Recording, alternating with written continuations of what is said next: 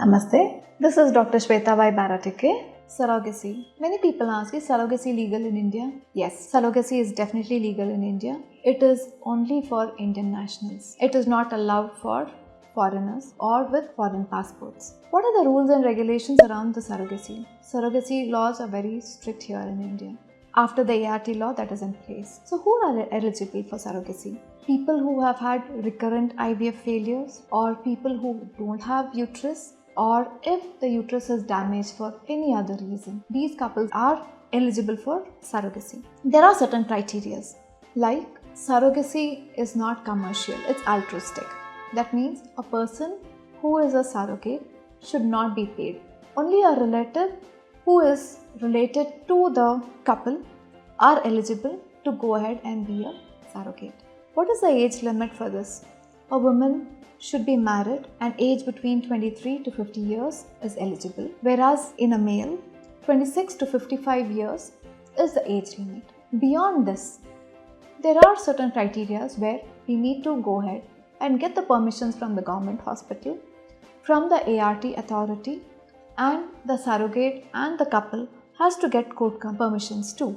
So once we have everything in place and we get a green signal to go ahead and transfer the embryos, we go ahead and transfer the embryo to the surrogate. Surrogacy is a very challenging scenario in India because of a lot of rules and regulations, which is very good, which is done for the protection of women who were exploited earlier. So if you are an Indian and having multiple IVF failures, or you don't have your uterus, and if surrogacy is the only way, yes, there is a legal way, and then you have to take a legal way so that you and your baby will be safe.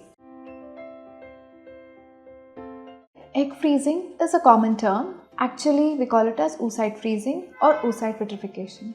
Egg freezing, as we commonly understand, is the freezing of eggs for future use. So what are eggs? So eggs are nothing but oocytes. These are produced by women. So why do we need to freeze eggs? So what happens in Indian scenario is, as we advance in age, the number of eggs and the quality of eggs start deteriorating after maybe about 27-28 years of age. After 30 years, the number and the quantity decreases even more further.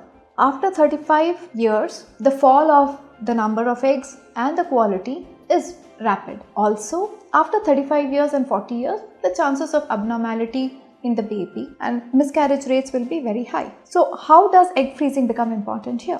So a woman who wants to push her pregnancy for a while, maybe she wants to freeze her eggs at 28, 29 and have a pregnancy at the time of her choice. Maybe it could be around 38, 39 or 40. So these eggs which are frozen at 28 years will remain at that age. So people who want to postpone their pregnancy should freeze their eggs, who are career oriented, or they want to wait for the right partner to have pregnancy. This is the way forward. Another important reason is, not many people know about it. Suppose a woman unfortunately has cancer and is planning to undergo chemotherapy. Chemotherapy destroys the eggs which is there in the ovaries. So any person, be it a male or a female, who has cancer undergoing chemotherapy, they need to preserve their eggs or sperms, else the effect of chemotherapy will be bad and they won't be able to get any eggs or sperms in future. This is where freezing of eggs in women is very important. At the same time,